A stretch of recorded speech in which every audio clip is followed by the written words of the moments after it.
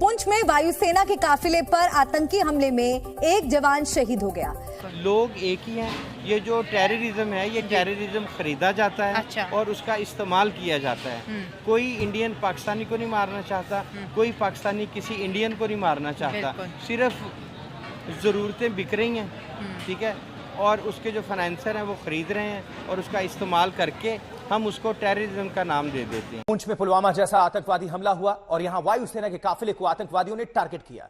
हमले में एक जवान शहीद, जबकि सेना ने पूरे इलाके को घेर लिया है। हमारे जो 4 जवान हैं वो जख्मी बताए जा रहे हैं। आतंकवादियों ने कल शाम पूरी रणनीति के तहत एयरफोर्स के काफिले पर हमला बोला। अगर हम एक बेहतर कोशिश करते जो है एक दूसरे के साथ रिफॉर्म्स करने की, एक दूसरे के साथ ट्रेड करने की, या फिर एक दूसरे के साथ, हम खुद जानते हैं कि हमारा दिल कहीं ना कहीं एक दूसरे के साथ कनेक्टेड है। अगर देखा जाए तो इंडिया जो है वो अपने मुस्लिम्स के लिए, पाकिस्तानियों के लिए एक डीप इंटेंस जो है वो सॉफ्ट हार्ट रखता है। इसी तरह से जो हम हैं, हम भी उनके लिए एक deep sense of soft Hartness रखते हैं। कुछ के अंदर एक टेरर अटैक हुआ है। This is what Indian government and Indian air force ये कह रही है, जिसमें इंडियन एयरफोर्स की एक व्हीकल जो है उसको टारगेट किया गया था, उसकी विंडशील्ड को। ये सारा टेररिज्म के पीछे जो सबसे मेजर बात छुपी है वो है इकोनॉमिकल वार। ठीक है, कि आपने किस तरह अपने ओपोनेंट को जेर करना है, इक्तिसादी तौर पे आपने जेर करना है उसको। तो वो कैसे होगा कि इनको बहरानों में डाल दो, ये अपने मसलों से ही ना बाहर निकले। इनको डैम ना बनाने दो, इनको गंदम ना उगाने दो, इनको अंदरूनी प्रॉब्लम रहे, उसके लिए वो हमारे टॉप के जो ईस्ट इंडिया कंपनी की बाकियात दोनों मुल्कों में हैं, रह गई हैं, उनको ख़रीदते हैं, ठीक है, और उन्हीं का इस्तेमाल करके हमें वो लेट डाउन भी करते हैं और इस बहरान में भी डाल देते हैं। और ऐसा हो रहा है कि टेक्नोलॉजी आगे बढ़ी और साथ ही साथ टेररिज्म भी आगे बढ़ी। तो जी बिल्कुल ऐसा ही है। अगर हम लोग बात करें कि टेक्नोलॉजी के बारे में, तो डेफिनेटली टेक्नोलॉजी ने जहाँ पर हमें पॉजिटिव रिस्पांस दिए हैं, वहाँ पर उन्होंने बहुत ज़्यादा हमें ड्रॉबैक्स का भी सामना करना पड़ा। आप देखें, क्राइम्स की टाइप्स जो है वो चेंज हो गई हैं, ठीक है। साइबर क्राइम हो गया, हम लोगों ने डिफरेंट हम लोगों ने पता नहीं क्या क्या नाम सुन लिए ऐसे वेपन्स के, जो अगर टेक्नोलॉजी ना होती तो शायद हम लोग एक्सपेक्ट ना करते। डार्क वेब तक लोग जा चुके हैं। एग्जैक्टली। वो तो चले आप एक तरफ छोड़ देना, मतलब साइबर क्राइम तो एक तरफ छोड़ दे। इकोनॉमिकल वॉर जो है ना वो इस वक्त अपनी पीक पे है और अमेरिका, इसराइल ये चाहते हैं कि ये खिता कभी आगे ना बढ़े, क्योंकि यहीं से तो स्टैंड होना है, ठीक है। कि अभी तक कोई ऐसा ग्रुप नहीं है, कोई ऐसा फैक्शन नहीं है जिन्होंने ये अटैक को कबूल किया हो, जो कि इंडियन एयरफोर्स के कन्वॉय पे किया गया है। अब क्योंकि एक्चुअली ये टोपोग्राफी इस तरह की है कि हिली एरिया, तो थोड़ा मुश्किल होता है बहुत सारी चीज़ें समझने में। कहा जा रहा है कि ये जो इंडियन एयरफोर्स का कन्वॉय था, ये पूंछ डिस्ट्रिक्ट में के अंदर जम्मू एंड कश्मीर की जो है उसमें कहीं से गुजर रहा था, ठीक है जी। तो अब उसके ऊपर हमला हुआ है।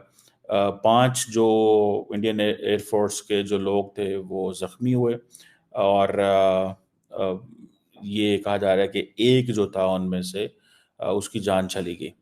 अब जारी बात है, this is something different in a sense के ये मेरा ख्याल है एयरफोर्स पे कभी इस तरह का अटैक नहीं हुआ।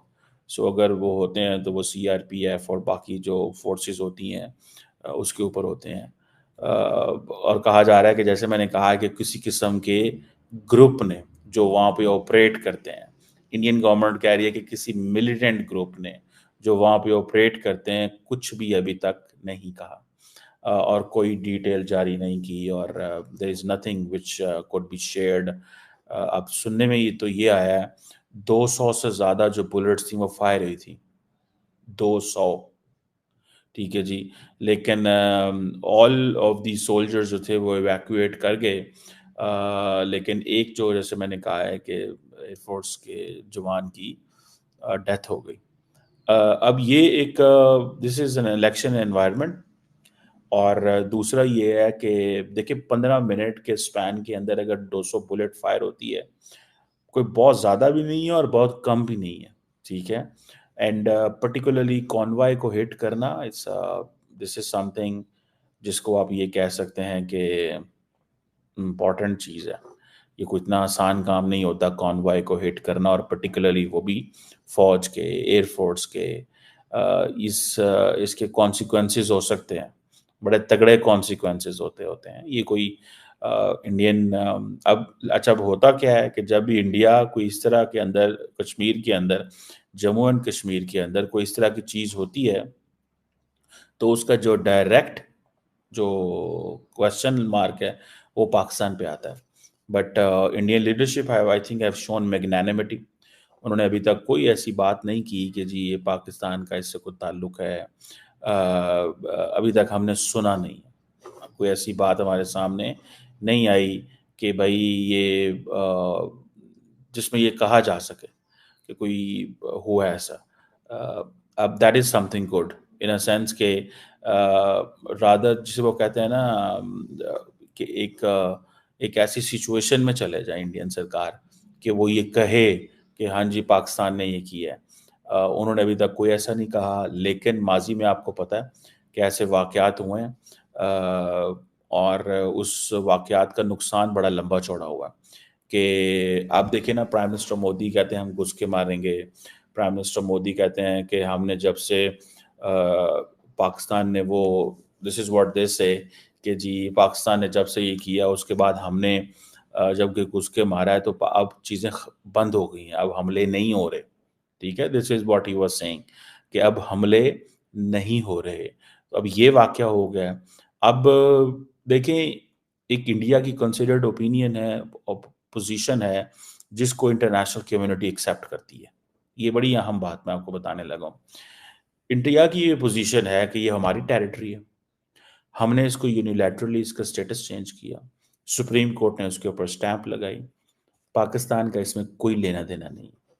अभी मैं देख रहा था 2 दिन पहले, 1 दिन पहले आई थिंक डॉक्टर जयशंकर जो हैं वो भी ये कहीं पे बात कह रहे थे कि हम यूनिलैटरली, हालांकि इंडिया और पाकिस्तान की जो पोजीशन है वो बायलैटरल थी इसके ऊपर, Shimla agreement and all that, कि जी बैठ के हल कर लेंगे।